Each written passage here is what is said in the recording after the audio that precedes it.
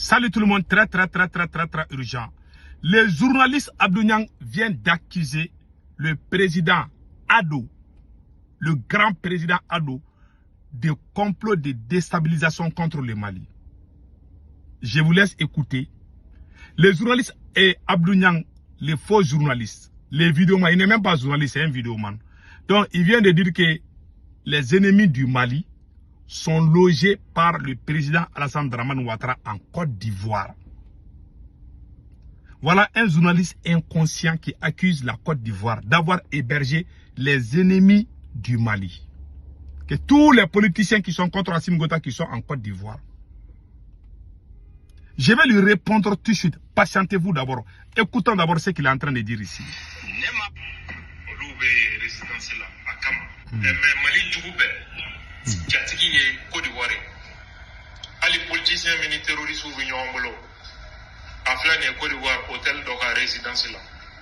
Voilà.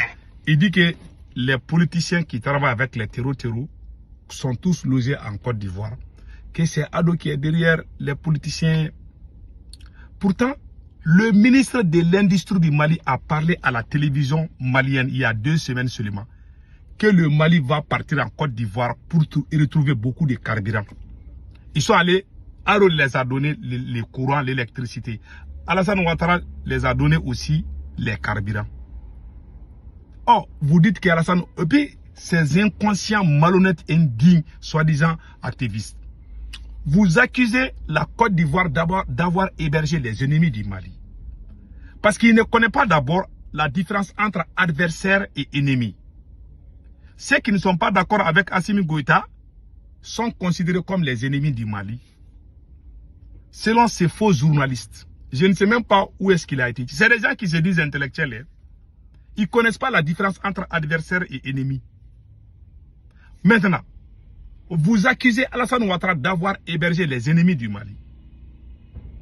Les gens qui parlent même, qui appellent les militaires ivoiriens à faire coup d'État contre la Côte d'Ivoire, ils les disent étant au Mali.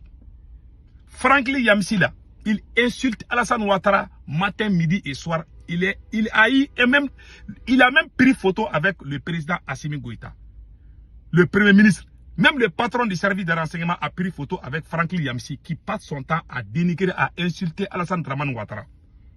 Avez-vous vu Alassane Ouattara prendre photo avec quelqu'un qui insulte Assimi Goïta? Non. Voilà un journaliste inconscient. C'est pour ça qu'on dit que l'homme noir est c'est-à-dire que l'homme noir est inconscient, ce n'est pas tous les hommes noirs. C'est des gens comme Abdou Niang. Qui sort, qui dit que mais les gens qui veulent déstabiliser Alassane Ouattara, ils sont logés au Mali et au Burkina et au Niger. Est-ce que vous attendez les pro-Ado sortir dire ça? Non. C'est-à-dire que ces pays de l'AES là, il est temps qu'on grandisse. C'est victime, c'est-à-dire que c'est victimisé chaque fois là. Toi tu loges les ennemis de la Côte d'Ivoire. Même Alassane Ouattara, j'ai appris que les autorités ivoiriennes voulaient arrêter Guillaume Soro depuis la Turquie. C'est le Mali qui a donné le passeport diplomatique à Guillaume Soro pour qu'il ne soit pas arrêté par les autorités ivoiriennes. C'est le Mali qui a sauvé Guillaume Soro. C'est le service secret malien qui a sauvé Guillaume Soro. Si c'était Ado qui avait aidé un Malien à s'échapper, ils allaient traiter Alassane Ouattara c'est-à-dire que de toutes les sauces. Donc, vous savez chier, mais vous ne savez pas que tout le monde sait faire ça. Des inconscients. C'est-à-dire que l'AES, là, on dirait ça est en train d'enseigner l'impolitesse, l'inconscience, la stupidité. C'est ce que je vois dans l'AES aujourd'hui. Je suis très déçu. Voilà un journaliste de l'AES. Quoi c'est un journaliste de l'AES? Voilà.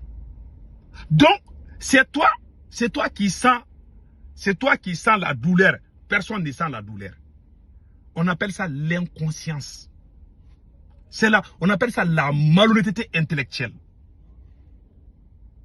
Vous avez sauvé un grand ennemi de Alassane Ouattara qui s'appelle Guillaume Soro. Le Mali a donné passeport diplomatique à Guillaume Soro. C'est ce que j'ai appris. Est-ce que les Ivoiriens sont sortis insulter Assimi Goïta pour ça? Si c'était Ado qui avait fait ça, à un Malien qu'Assimi Goïta voulait attraper, ces grandes gueules-là, ces gueulards-là allaient sortir pas. Ils vont même dire que Yad Agali est en contact avec Alassane Ouattara. Vous insultez Alassane Ouattara matin, midi et soir. Vos ministres-là, ils forment une ligne indienne. Ils vont partir en Côte d'Ivoire et puis aller demander les carburants. Et puis demander l'électricité aussi. Ado vous donne. Mais vous êtes inconscient. Si je suis président du Mali, je vais casser la gueule à ces faux journalistes-là. Et Abdou Niang. La Turquie, les militaires qui voulaient faire le coup d'État contre le président turc Erdogan, ils ont fui, ils sont logés aux États-Unis ici. Le président turc Erdogan vient aux États-Unis. Il serre la main. C'est-à-dire, je suis en train de vous enseigner les animaux sauvages, soi-disant, journalistes ou supporters de l'AES là, qui sont bêtes là. Écoutez, c'est une leçon de diplomatie en tant que docteur en théorie de complot. Moi, je vous parle aujourd'hui. Je ne suis pas quelqu'un... Moi, j'ai fait des études supérieures. Et je parle de ce que je connais. Je ne parle jamais de l'économie parce que ça, ce n'est pas mon domaine. Mon domaine, c'est la diplomatie. Je vous parle. Entre les pays, il y a des choses là qu'on ne doit pas aller au fond. Les États-Unis ont logé, hébergé les poussistes qui voulaient faire coup d'État contre le président Erdogan. Mais le président Erdogan, il vient aux États-Unis tout le temps. Même Donald Trump était en Turquie la semaine passée. Est-ce que ça a gâté la relation? Parce que j'ai remarqué ça. Cette stupidité-là, j'ai remarqué même il y a certains dirigeants de l'AES, ils se plaignent toujours, nos ennemis. Et vous logez ceux qui insultent Alassane Ouattara. À Bamako, à Ouagadougou, à Niamey. Mais quand quelqu'un est à Abidjan, vous parle seulement, vous êtes fâché. Donc c'est vous. Mais ça c'est quel genre? Mais on vient de donner le pouvoir à un enfant de 15 ans. Chacun est l'image de sa famille ou de son pays. Parce que les dirigeants là qui nous dirigent là, eux aussi ils réfléchissent comme ça. Il y a des gens qui sont à Ouagadougou ou à Bamako là, qui insultent Alassane Ouattara. Mais ceux qui sont à Abidjan, quand ils critiquent, vous ne dormez pas. C'est-à-dire que vous parlez, donc vous ne voulez pas acquiescer. C'est vous qui connaissez. C'est vous qui respirez, les autres là sont des âmes. Vous êtes des humains. C'est quel genre de mentalité mouton comme ça là? Ça c'est un. Les États-Unis sont en train de donner des missiles à l'Ukraine pour frapper la Russie. N'est-ce pas? Mais Poutine et Donald Trump, ils se serrent la main. Ces dirigeants de l'AES là, ils sont immatures, ils ne peuvent pas faire ça. Quand ils savent qu'il y a un pays qui est en train de les frapper, ils sont fâchés comme ça. Ils ne peuvent pas. Parce qu'ils n'ont pas, ils ont la mentalité militaire. Et en général, la mentalité militaire là est trop, c'est-à-dire que c'est trop sauvage, c'est pas trop approfondi. C'est pour ça que les gens n'aiment pas les militaires au pouvoir. Quand ils viennent, ils pensent que c'est la force qui peut gérer. C'est-à-dire ils réagissent comme un enfant de 15 ans. La majeure partie, quand les militaires prennent le pouvoir, c'est comme ça. Ils sont fâchés. Ils pensent qu'à eux-mêmes. Ils ne pensent pas que moi aussi, je suis en train de faire ça à quelqu'un. Mais eux, ils pensent à eux-mêmes. Mais Donald Trump et Poutine se serrent la main. Quand Donald Trump et Poutine finissent de discuter là, les États-Unis vont envoyer les armes en Ukraine et les Ukrainiens vont frapper la Russie. Il y a beaucoup de citoyens russes qui meurent. Est-ce que Poutine est en train d'insulter les États-Unis pour ça? Non. Mais vous plaignez. Il faut juste travailler, c'est tout. Ainsi va. Il y a des choses qu'on ne peut pas changer. Ce sont les règles. Ce sont les choses qui se passent. La Chine est en train de... Si vous voyez que l'Iran est en train de résister aujourd'hui, c'est grâce à la Chine. Donald Trump est parti en Chine pour manger là-bas avec le président chinois. Si ce sont ces présidents de l'AES là, ils ont gros cœur là. Si vous avez gros cœur, il ne faut plus aller en Côte d'Ivoire prendre carburant là-bas. Si vous êtes garçon, vous êtes fâché là. Par contre, il ne faut pas aller prendre carburant en Côte d'Ivoire. Parce que vous voulez être souverain, non? Ah, il ne faut pas aller en Côte d'Ivoire pour chercher carburant. Ce sont nos ministres même qui disent à la télé. Si vous avez gros cœur là, pourquoi vous partez chercher carburant en Côte d'Ivoire? Il faut chercher carburant au Mali même. Parce que si vous voyez que l'AES souffre là, il y a trop de malhonnêteté et l'inconscience trop dans l'AES. On réfléchit, on pense qu'à nos propres, l'égocentrisme. C'est ça qui est en train de gâter l'AES. Ces gens-là ne pensent qu'à eux-mêmes. Ils pensent que les autres là sont des cailloux. C'est eux qui respirent. Parce que tu peux frapper caillou là, ça ne dit rien. Pour eux, les autres sont des cailloux. Vous hébergez les ennemis d'Alassane Ouattara. Ils insultent Alassane Ouattara. C'est vous qui prenez les micros pour dire « Ah, la Côte d'Ivoire est l'ennemi de nous. » Mais vous aussi, vous recevez les ennemis de la Côte d'Ivoire. Vous ne pensez pas aussi que ça fait mal? Vous faites. Ah, même celui qui a fait coup d'État, qui a tenté coup d'État au Bénin, là, il est logé dans un pays de l'AES. Pascal Tigri.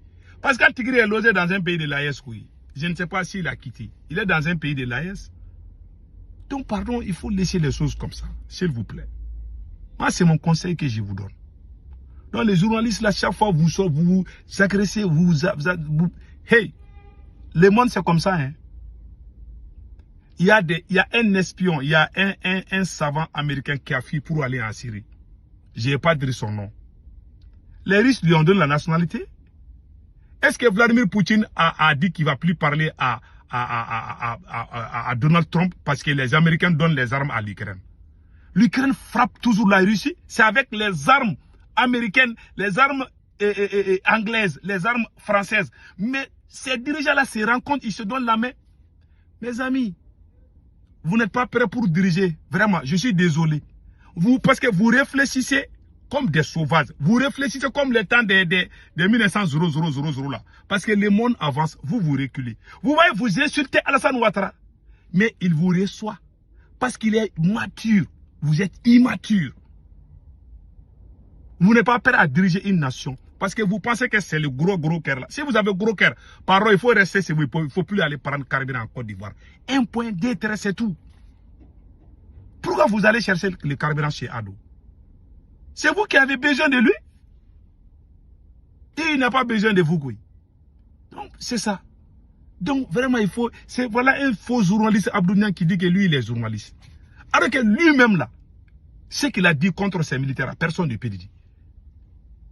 Le journaliste Abdou Niang a appelé la CEDEAO pour une intervention militaire contre Assimi Goïta. Le même journaliste Abdou Niang s'opposait au départ de la force française au Mali. Quand nous on sortait, il disait que non, que si la France part, que c'est pas bon. Je vous ai montré la vidéo. Bon, lui, il va enseigner quoi à qui? Si on dit que le noir est bête là, c'est à cause de ça. Les gens comme Abdou Niang, on doit même pas... Comment tu peux dire que tu es révolutionnaire et puis que tu vas écouter les gens comme Abdou Niang? Quelqu'un qui a passé tout son temps à défendre les impérialistes, à défendre les dirigeants qui défendaient les intérêts des impérialistes. Jusqu'à la chute de ces régimes. Quand nous on sortait pour la révolution, Abdou Niang, quand on a perdu nos camarades pendant la lutte, le journaliste Abdou Niang est sorti applaudir les militaires d'avoir tué les. C'est pour cela, l'AES, avec ces trois présidents-là, c'est une malédiction qui vous tape. Je vous dis, vous êtes des traîtres. Vous travaillez avec des traîtres. Abdou Niang ne doit même pas mettre sa bouche dans l'affaire. Il a nos martyrs qui sont morts pour le changement. Lui, il a applaudi ces jours-là. Si on dit que l'Africain est maudit, c'est à cause des choses. C'est-à-dire que les militaires, il n'y a pas quelqu'un. C'est-à-dire qu'il n'y a pas un être qui est plus inconscient qu'un militaire. Ils te font. Parce que militaire, là, quand il y a crise cardiaque, tu as un problème de santé, là, il ne faut pas travailler avec un militaire parce qu'il va te trahir, il va te décevoir. C'est des malhonnêtes, c'est des inconscients. Pas tous les militaires. Je vous dis. Si ce n'est pas l'inconscience et l'idiotie, comment on peut travailler avec des gens comme Abdou Niang? Ces anciennes vidéos sont là. Aujourd'hui, seulement il dit ce qui plaît à vos tympans, là, vous applaudissez. Mais vous êtes, même chien ne fait pas ça. Même quand il menace un chien là, il ne va plus être ami avec toi. Même chien, il réfléchit parfois avec plus que certains de ces militaires là. Quand un chien, tu lui jettes caillou là, tu ne vas plus être son ami. Mais si Abdou Niang a jeté combien de cailloux à ces gens-là? Il les a insultés, il les a dénigrés, il a appelé la CEDEAO contre vous. Malgré tout, vous l'avez pris parce que vous êtes fâché contre vos adversaires. Parce qu'ils confondent. Un militaire pense qu'un adversaire est l'ennemi même de la nation. Un militaire est allergique à la contradiction parce qu'il pense qu'il est dans un champ de bataille. C'est pour cela, ces gens-là, ils n'iront nulle part. Ils ont gâté la révolution là. Il travaille avec les ennemis de la révolution. Et l'AES est infiltré, c'est fini. C'est fini.